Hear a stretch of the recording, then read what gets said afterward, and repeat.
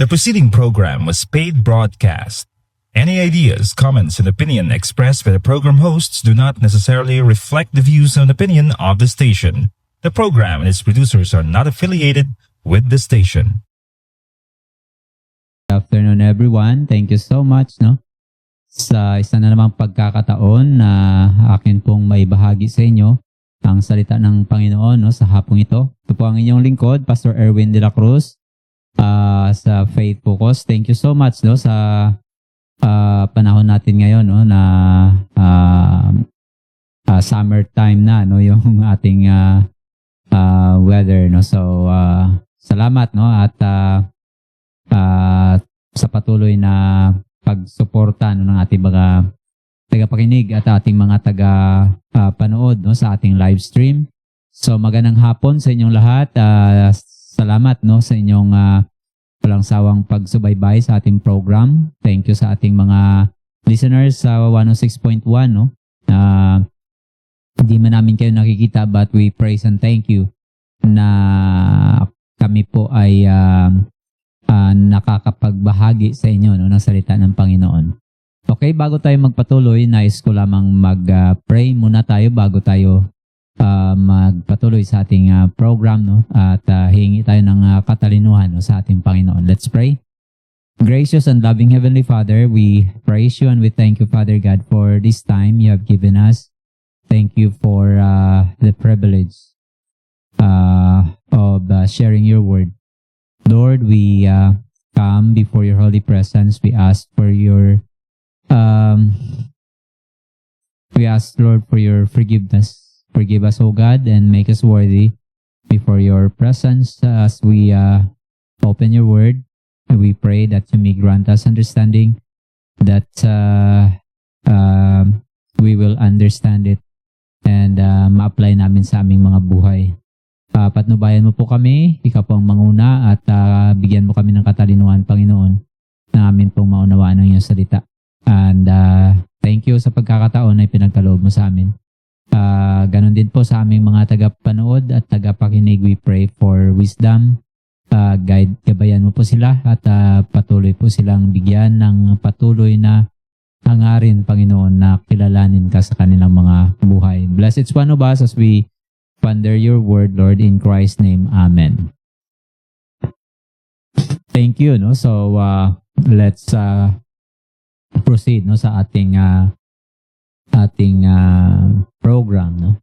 Ang title ng ating pag-aaralan ngayon is How Can I Change My Life? So paano nga ba yung change? Paano nga ba natin mababago yung ating buhay? So this is a relevant na question. At of course, I know that may mga nakikinig tayo ngayon or nanonood na makaka-relate sa katanungan na ito. How can I change my life? Maybe, probably, for how many years, long years sa iyong buhay, you tried so much, you tried many things, mga self-help na mga libro or whatsoever, you modify your behavior or merong may mga New Year's resolution tayo. We try hard sa ating, we have that effort to really break free from our bad habits, but after ng ilang linggo lang bumabalik ulit, ganun, balik ulit sa dati. So parang mahirap. And sometimes we feel that it is impossible to change. So there is something within the human heart, kahit gaano man natin i-try na baguhin, many people today actually sincerely gusto ng change sa buhay, but there is something within there is something within sa ating human heart that longs para sa panibagong simula ng buhay. That's why may sinabi ako kanina, New Year's resolution to start a new year to change something sa ating life. So we long for a fresh start, a desire to break free from the past and to overcome weaknesses, no, para ma-overcome, no, manaig tayo sa ating mga weaknesses, no. We want that, no, we desire to break free, no, from our past, no, to overcome weaknesses, to live a better life, no. Yun yung gusto nating mangyari sa ating mga buhay, no. Some are tired of their temper, no, iba talagang no, yung napapagod ka na, no, sa iyong temper, na madali kang magalit probably, and you want to change but you cannot, no. So ito yung that's why natatanong mo, no, na kailan ba, no, posible ba yung change? How can I change, no? Paano nga ba ma-change? So some are tired, no, of their temper, others of addiction, or others are weighed down, no, by their broken relationships, or the quiet emptiness that nothing seems to fill. So baka merong emptiness, no, kawalan, no, sa ating puso, no. So parang wala, no, parang we feel walang silbi, no. So sometimes like that, no, may mga ganyan, no, na tayong nararamdaman. So we try to change, they try to change, they turn to self-help resources, believing that the right knowledge will fix their lives. Nakakala natin, pagka merong tayong panibagong bagong nalalaman, ay mababago na natin yung ating buhay, no? So that is why merong discipline, no? Practice natin yung discipline, making promises, na sa pagkakataong ito, pagbubutihan ko na, no? Sa taong ito, dapat magiging ganito na, no? So this time, this will be different. No? Sometimes, yun yung mga sinasabi natin. No? And then, adapt new routines, waking up earlier, setting goals, no? Changing habits. Kahit yung iba sa atin, no? We turn to religion, attending services, praying more, trying to live morally upright, no, na mga buhay. And for a while, no? For a short while, parang okay naman, na-i-improve, merong progress, merong nabago, no, na-renew na mga motivation. So there is hope that maybe this time it will last. Merong kunting pag-asa na baka ngayon maging okay na, no? But sooner or later, something happens. Yung old habits slowly return, no? Bumabalik pa rin yung old habits. Old desires begin to resurface. Yung mga old natin na mga desires, bumabalik, no? Old patterns reappear. And they find themselves, no? And we find ourselves trapped again. Na bumalik ulit sa dating gawi. So, back in the same cycle, facing the same struggles, living the same life na we try hard sana, no, to escape. But then, hindi nga maka-escape, no? So, and that leads to frustration. So, nagiging frustrated tayo, no? Discouraged, no? Kahit yung despairment, no? And so, kaya nga, at minsan nagtatanong ulit natin, why can't I change? Bakit hindi ko mabago yung sarili ko? Why do I keep going back? Bakit bumabalik-balik pa rin ako sa dating gawi? Kahit anong pilit ko, bumabalik pa rin, no? So, meron nga ba talagang hope? Meron nga ba talagang pag-asang magbago ang katulad ko? So, meron ditong biblical answer, no, sa mga katanungan na ganito. Merong sagot ang Bible, no? Because yung ating mga external na mga efforts, yung mga ginagawa natin, yung panlabas, no, na mga effort na mga ginagawa natin, ay hindi po niya maisaayos ang ating problema ng ating puso, no? So yung internal problem yung kailangan, no? So kung ang internal yung problem natin, dapat na internal din yung pag-deal, no? Dapat it should be changed from inside going to outside. Hindi yung yung from outside to inside. hindi po yun magagamot. No? There is no cure for that. No? Ang external na effort, no, sabi dito, no, ang external na efforts or external efforts cannot fix an internal problem. You can change your schedule, pero wala pa rin nababago sa heart. The same pa rin. Pwedeng gumising ka sa umaga, mag-exercise, no? Or something you do, ritual na ginagawa mo, no, every single day.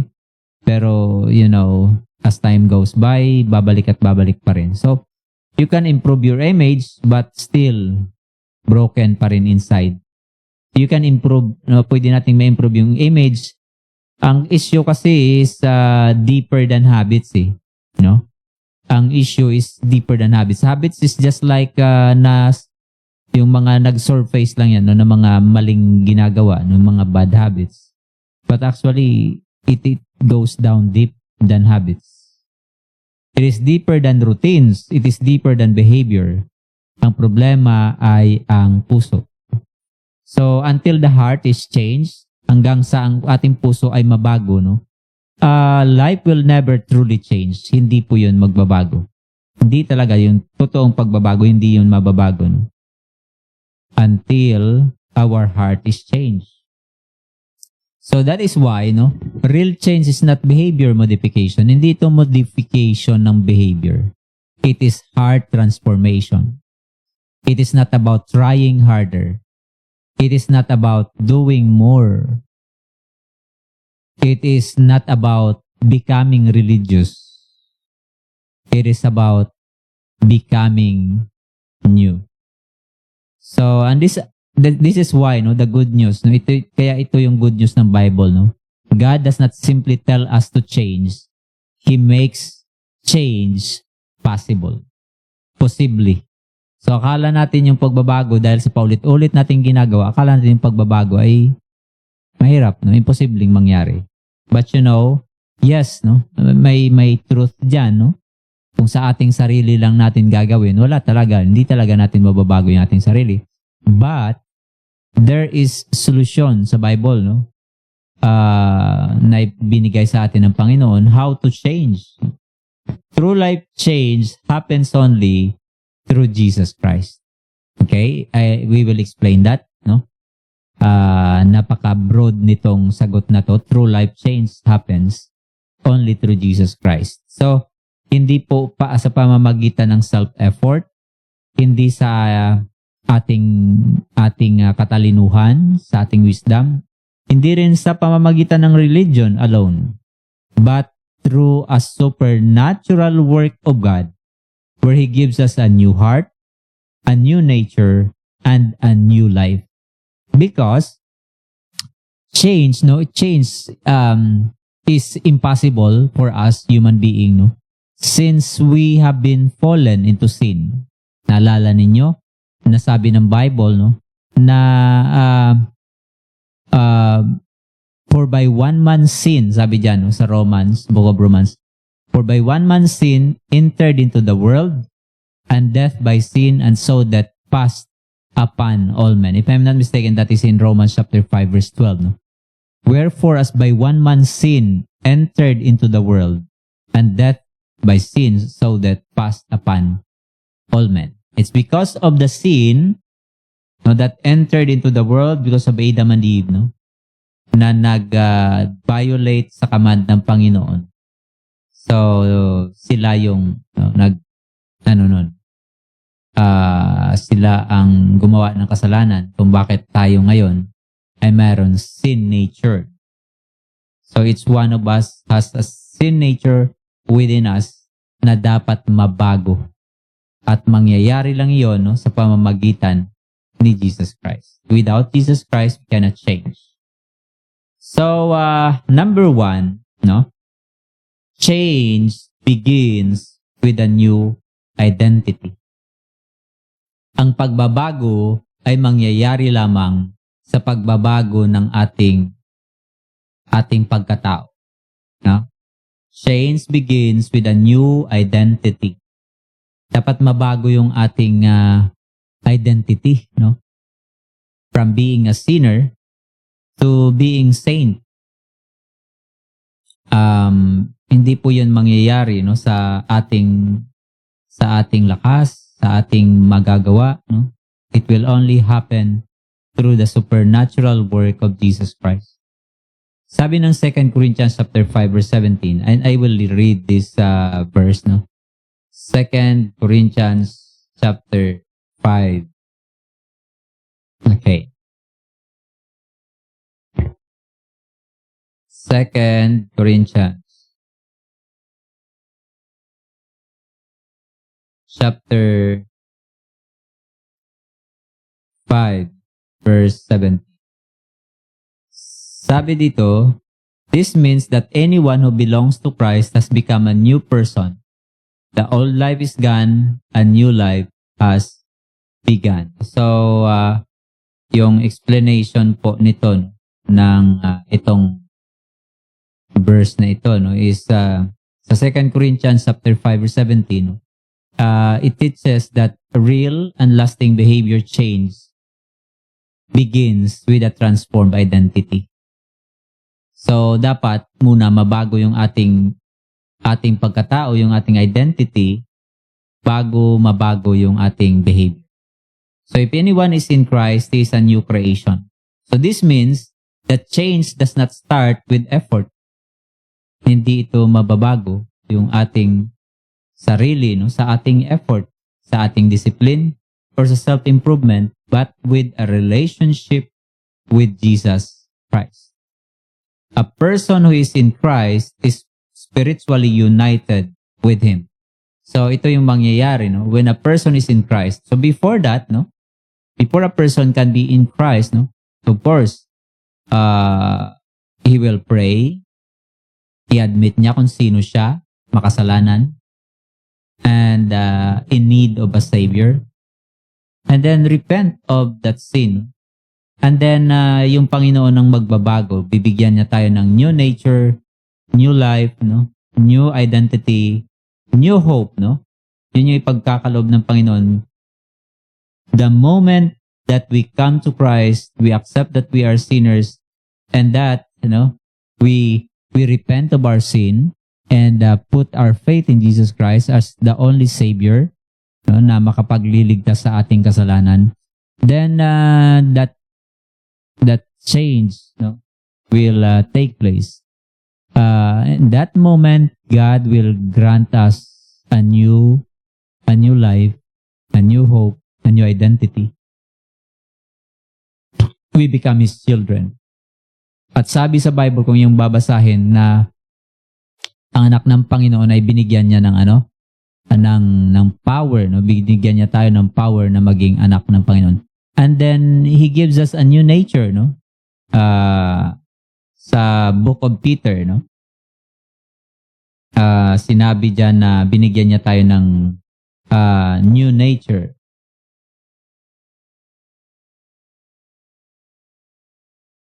Okay, no, ating titignan.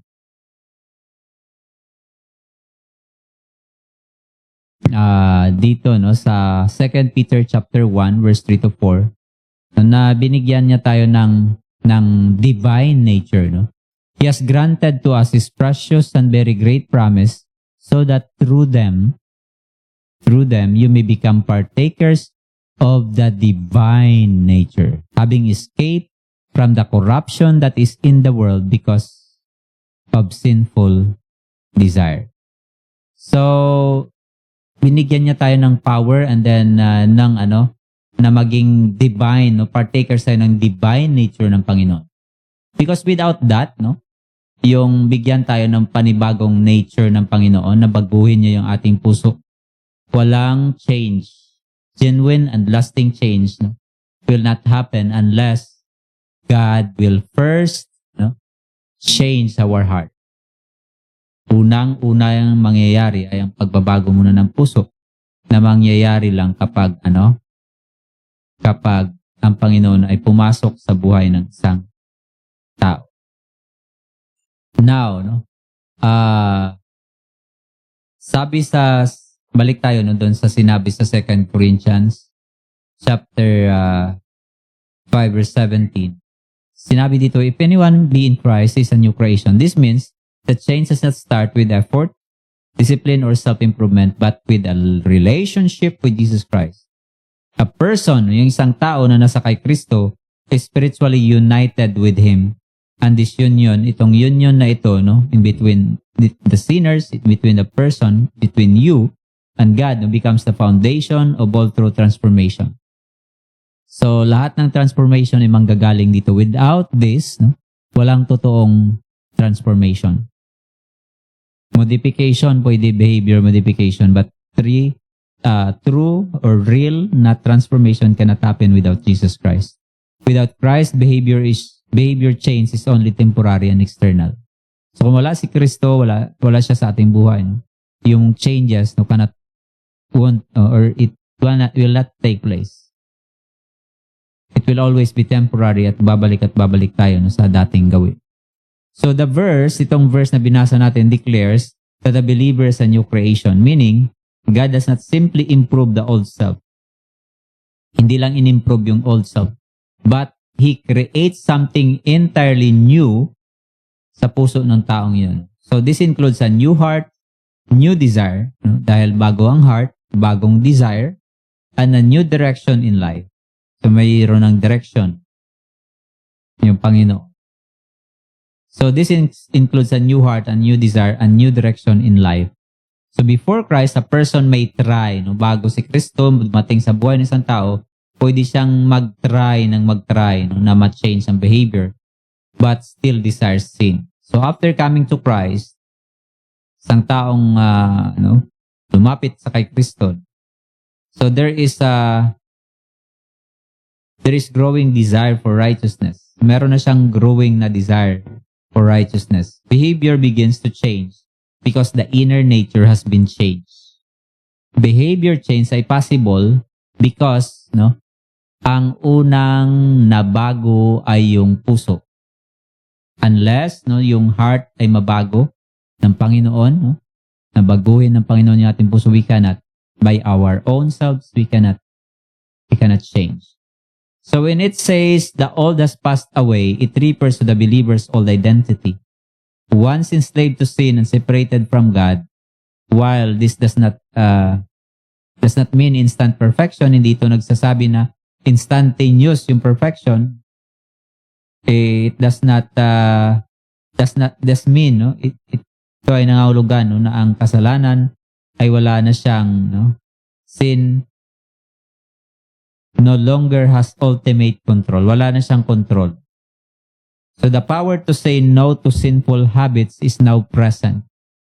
So meron na tayong power to say no to sinful habits because the moment you receive Jesus Christ, the moment you repent of your sin and you receive Jesus Christ as your Savior and Lord, He will what? He will give us that divine nature, new desire, new hearts, new hope, and a new relationship with Him. So, if you are in relationship with God, through Jesus Christ, then ikaw mismo lalayo ka sa kasalanan. And that motivation is deeper than our motivation. That is deeper na motivation na hahangarin natin na magbago. By the help and grace of God, gagawin natin yun. Because we are in a relationship with the Holy God. So, sinabi pa dyan, the new has come, points to visible transformation. True salvation produces evidence, new attitudes, new actions, and new purpose. Pero, itong transformation na ito is immediate and progressive. Positionally, the believer is already new in Christ. But, practically, growth continues over time. Yung growth is, constant, struggle, and pag-strive natin na magawa, because we have a new desire, so we strive to be holy. Sabi nga dyan, di ba, yung command ng Panginoon, be holy. So strive to be holy, for God is holy. No? So we have a deeper reason to be holy and to live a life, no, na pleasing sa Panginoon, because we have a relationship with Jesus Christ. So now, no, change begins with a new identity. So dapat mabago muna yung ating identity. Next, no, change continues with a renewed mind. So yung pagbabago ay mangyayari lang, magpapatuloy lang ito kung meron tayong renew, no, na regenerate na mind. Sabi sa Romans chapter 12 verse 2, do not be conformed to this world, no, but be transformed by the renewal of your mind. So dapat merong renewal ng mind. So yung conform dito is ibig sabihin niya shaped by the world's system.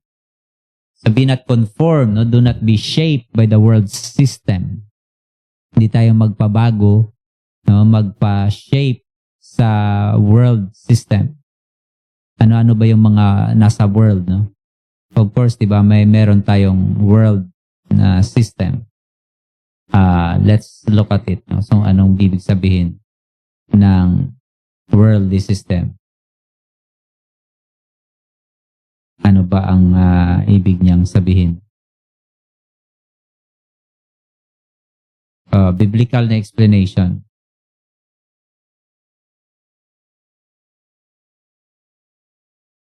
Okay, so titingnan natin.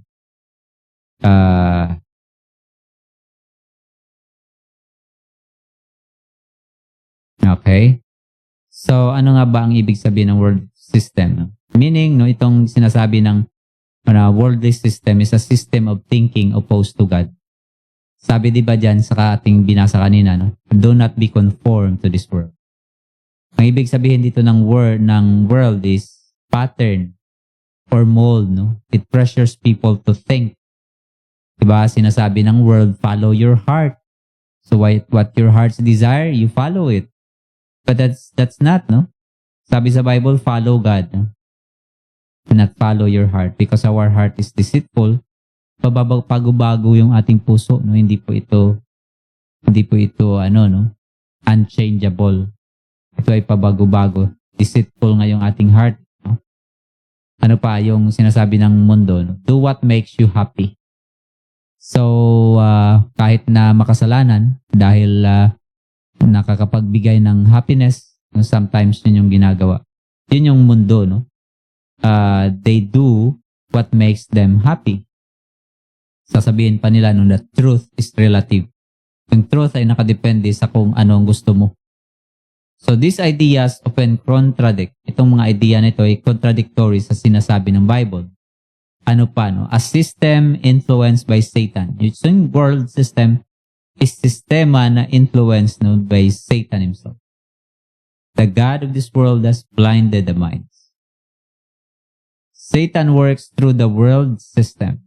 So yung si Satan, no, he works through world system. He influences culture, thinking, and values.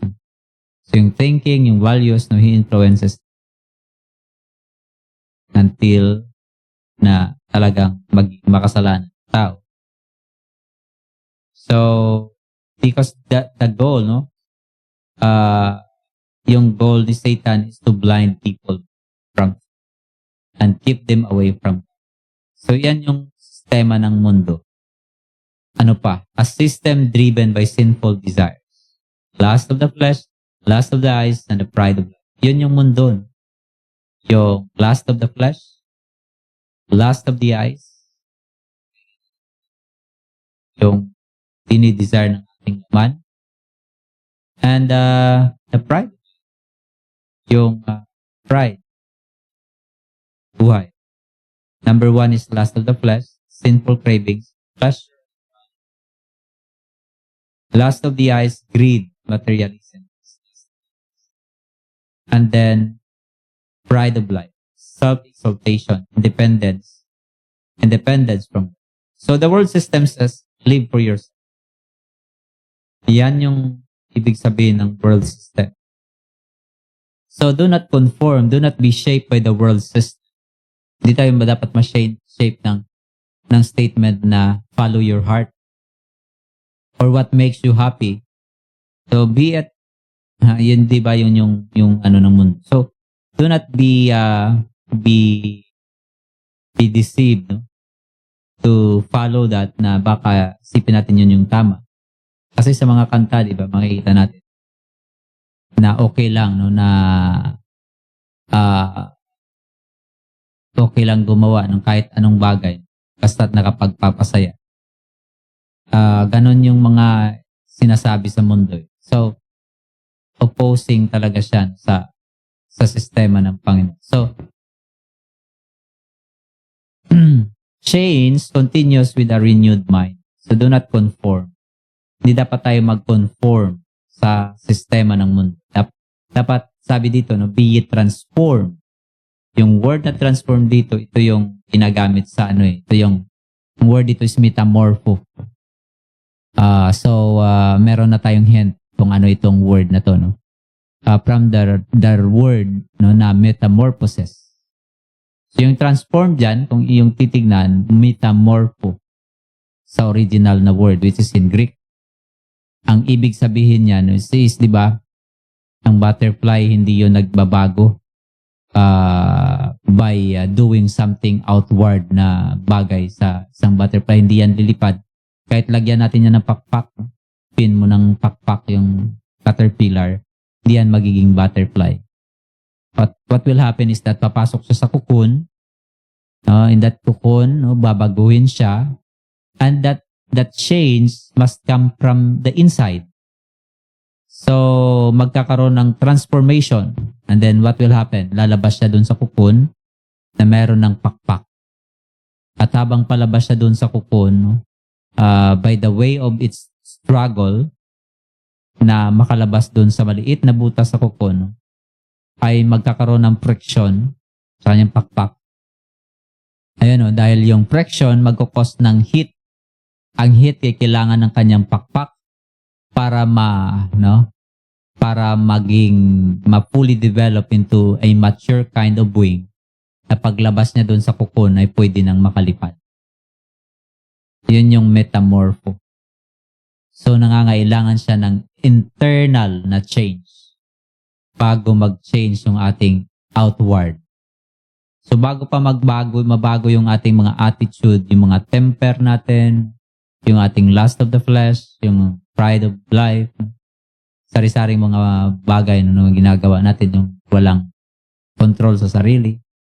So, mangyayari lang yun pag may inner na change. That change should happen sa puso at from that heart, mangyayari, may bababago yung ating behavior. So, una muna yung ating belief. Yung belief, mag-influence sa ating heart. And from our heart, it will transform sa ating behavior. So, yan yung proseso ng Panginoon. So, sabi dito, be not conformed to this world. Be not be shaped by the world system, but be transformed by the renewing of the mind. So, renewal of the mind, replacing lies with God's truth. The world, yung mundo ay may program siya, through social media. Po-program niya yung thinking natin through social media, through culture, through pressure, Pero, yung Panginoon, He transforms us, our thinking through His Word, His Spirit, and through other Christians as well. So, feed your mind daily with Scripture and reject worldly thinking patterns that would influence your behavior. So, practice thinking biblically. That is why sinasabihan tayo na we must be what? We must meditate from the Word of God. Because the Word of God will give us wisdom. Wisdom to live. How to live our life. Next is, change is proven by a transformed life. So, ang change ay mapuprove lang ng transformed life. So, evidence of real change, new desires. The moment you accept Jesus Christ as your Savior, lalagyan niya ng bagong desire yung puso. A desire to love God. A desire to hate sin. And bibigyan na tayo ng bagong direction. So meron ng obedience at hindi rebellion. At meron ng purpose yung ating buhay. So with that, magkakaroon ng change. Na kumbaga pa, just like sa mga makina, bago talaga fully mag-work yung makina na matagal nang nasira, dapat dun ayusin talaga sa loob. Titingnan, si-check. At kung kailangan i-replace ng bagong piyesa para gumana ulit. Ganun yung heart natin. Our heart is destroyed by sin. And the only cure is that when someone is will get in touch with God by prayer and talagang repent ng kanyang kasalanan at tanggapin niya si Jesus Christ na kanyang tagapagligtas. Yun that will change our direction. Because the first thing that should be addressed first is our identity, our self, our inner being. So pag na-change na yung ating inner being, that's the time na magkakaroon ng change, real change sa ating buhay. So sabi ng Galatians chapter 5 verse 22 to 23, the fruit of the Spirit. So you are not saved by good works. Ang ating mga magandang ginagawa ay bunga ito ng banal na Espiritu. Fruit of the Holy Spirit. It is not us. It is not about what we have done. But it is the fruit of the Spirit. So the fruit of the Spirit is what? Love, joy, peace, long-suffering, gentleness, goodness, kindness, meekness, faith, temperance. So yun yung fruit of the Spirit. Hindi yun bunga ng ating effort. Bunga yun ng banal na Spirit. So, without that, without change happening inside, yung ating pagbabago ng ating mga behavior is not possible. So, why many people don't change? So, bakit maraming mga taong hindi pa nagbabago? Because they try self-effort without surrender. Tinry nila yung self-effort pero hindi naman nag-surrender ng life sa Panginoon. Nothing will change. They want change without repentance. Gusto din nila ng change pero ayaw nila ng repentance. Ayaw nilang aminin na sila ay makasalanan sa harap ng Panginoon. Without that, that is element ng ng repentance. Pag-accept mo kung sino ikaw. And that you trust God as your Savior.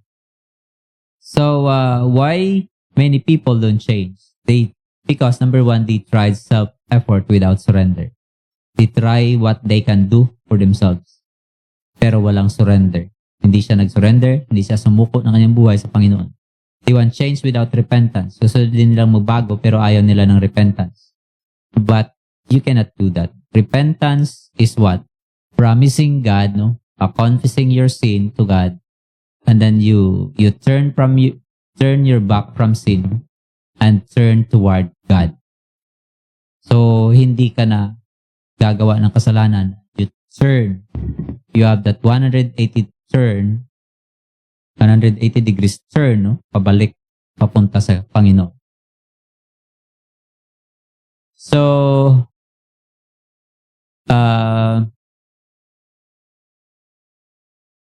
following, change ay hindi mangyayari by following rules, by trying harder, by turning over a new leaf. Change is surrendering to Christ as Lord. Change, yung pagbabago, ay ang pag-surrender mo ng buhay mo, pagsuko mo ng buhay mo sa Panginoon. So, yun yung pagbabago na tunay. Bago ka magbago, bago makita on the surface yung pagbabago mo, dapat munang magbago ang ating puso, no? And dapat mo nang sumuko ito sa Panginoon. And that you surrender your life to God and make Him your Savior and Lord. Buhay. And because He is Lord, He is the master of your life. He must be the one to take control. Who will take control ng buhay mo. So kung siya ang nagkokontrol ng buhay mo, then you have what? Love, joy, peace, long-suffering, gentleness, goodness, faith, temperance. Yun yung maidudulot nun. Next is the gospel, no? The power to change. Ang gospel ay ang kapangyarihan, no? Yung kapangyarihan ng Panginoon, no? To change. So this is the heart of the message, actually. We are sinner by nature and choice. So by choice, we are sinner, no? By nature, we are sinner. And sin, sabi ng Bible, Romans 3:23, all have sinned and fall short of the glory of God. No? And sin, the sin that we have, no, is the sin that separates us from God. No? Isaiah chapter 59 verse 2, we are separated from God. So we cannot change ourselves, but God did what we could not do. So, Panginoon, ginawa niya lahat. No?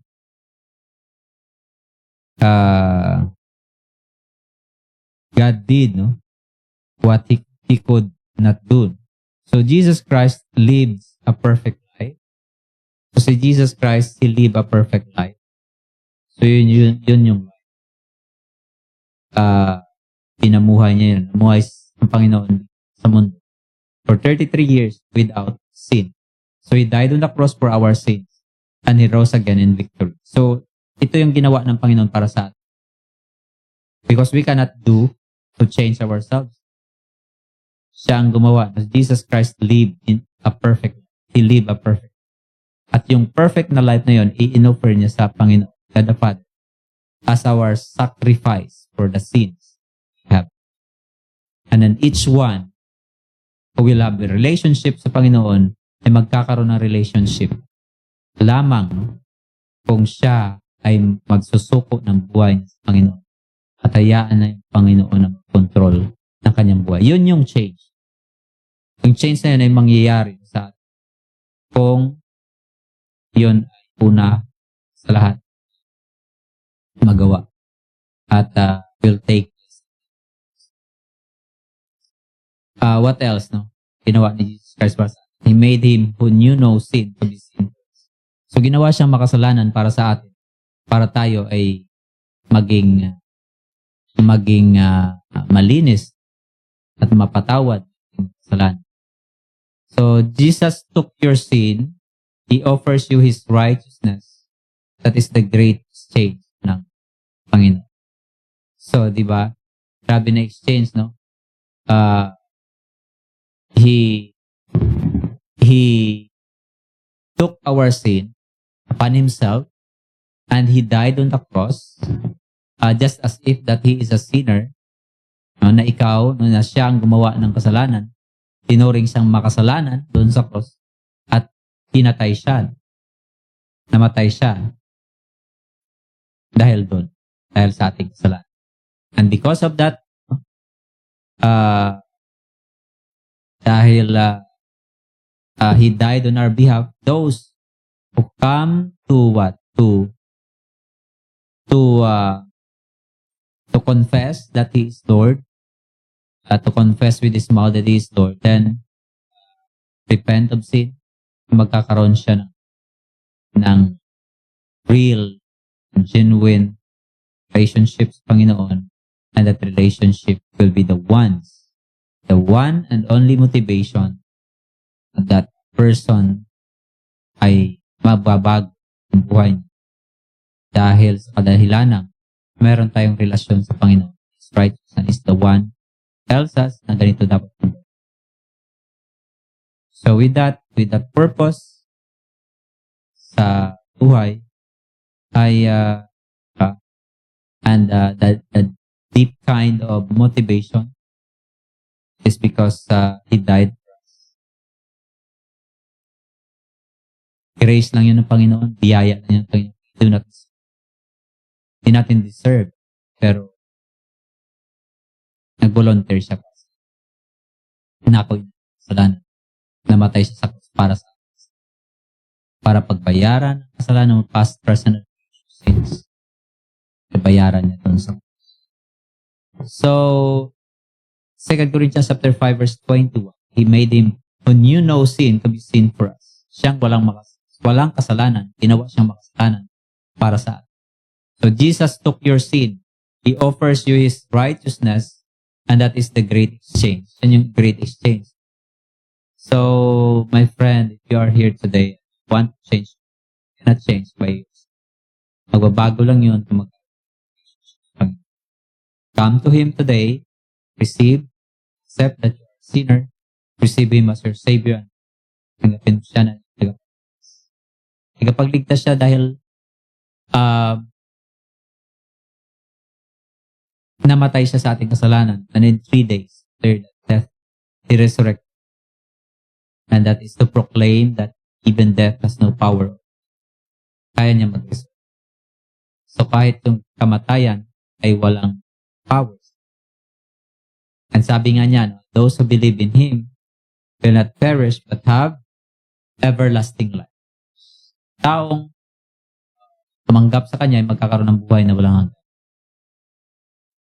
Taong tumanggap. Jesus ay magbabago ang kanyang buhay. So,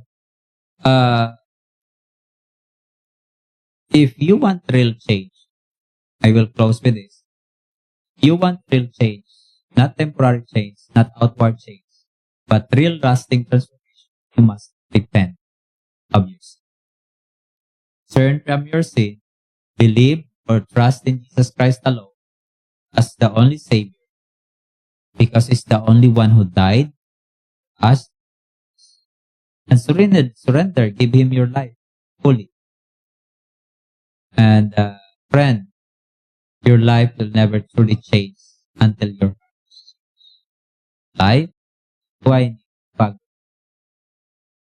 Hanggat yung ating puso ay hindi bago. And our heart will only change when knowledge God, save and surrender to Him. Meaning, we take the box and make Christ our driver sa kung saan direksyon tayo tungon. Hayaan natin siyang maging driver ng ating buhay. Yan po yung sabihin. So, your life will never truly change until your heart is changed. Your heart will never change until your So, yung ating buhay ay hindi nagbabago hanggat hindi nagbabago. Ating puso ay hindi magbabago hanggat hindi tayo dumudulog sa Panginoon. Umamin ng ating kasalanan. Mag-repent. Cease. So, today, itong araw na to, pwedeng ito yung beginning, ito yung start, ito yung simula na yung pagbabago kung ikaw po ay lalapit sa Panginoon. So, not because you try harder, but because God makes new. Dahil ang Panginoon ay nagbago sa iyo. Hindi dahil sa effort mo, but dahil sa Panginoon na nagbago sa iyo. Yun yung pagbabago, no? Kung ang pagbabago ay manggagaling sa Panginoon, hindi sa ating sarili. Because with us, nothing is good. Kaya nga sinabi sa Bible, all have sinned and fall short of the glory of God. So we try and everything possible. Ang tao nag-try na nag-attempt na ng sari-saring mga self-help na mga bagay, but it doesn't help after all. Kasi it is a problem of our soul. Deeper kasi yung problem, hindi to physical eh.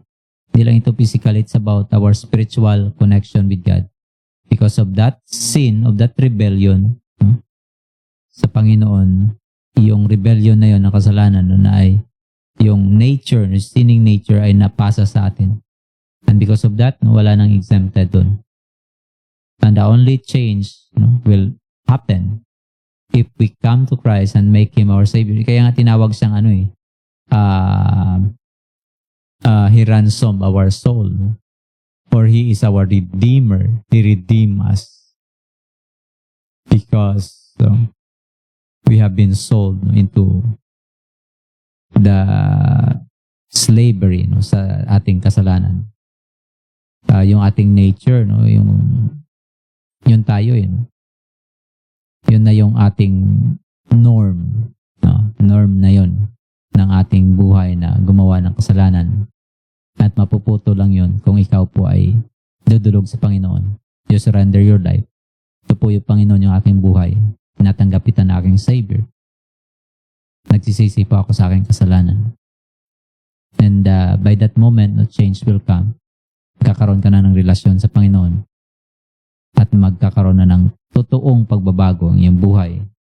Kung ikaw ay lalapit sa Kanya at tatalikod sa kasalanan at ariin mo siyang iyong tagapagligtas. After all, He is the one who said, I am the way, the truth, and the life. No man can come to the Father except through me. Yung sinabi ni Jesus Christ.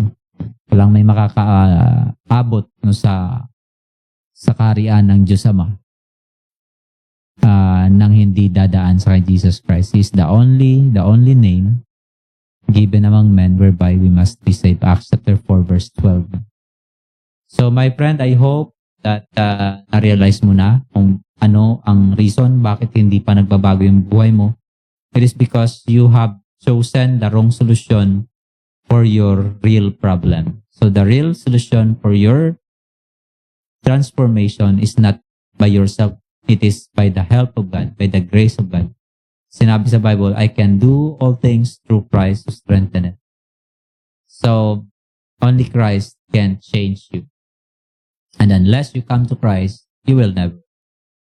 So I hope, it's clear today, klaro, na naibahagi sa iyo sa hapong ito na yung change na mangyayari lang pamag. So, salamat, sa inyong walang sawang pagkikinig, panonood sa ating program. I hope, I hope na nalaman nyo ngayon ang reason kung bakit hindi pa nagbabago. Why? Maybe we tried a lot of things kasi mali yung ating solution. So now you know the right solution to your problem, and that is when Christ comes to you, to your heart, that real change will happen. So, salamat, So, ako po yung inyong likod, Pastor Erwin de la Cruz. Salamat sa pagkakataon, salamat sa time. Magkita-kita tayo, sa susunod na ating program dito sa himpilang ito, sa 106.1, sa Radio Boracay, At sa ating mga panood, mga nanonood sa ating live stream. Thank you so much at see you tomorrow alas 6 hanggang alas 7 ng gabi sa ating program sa counseling sa radio. So salamat, and I hope that you get the best answer for the question that we have today. How can I change my life? So thank you so much, and God bless everyone.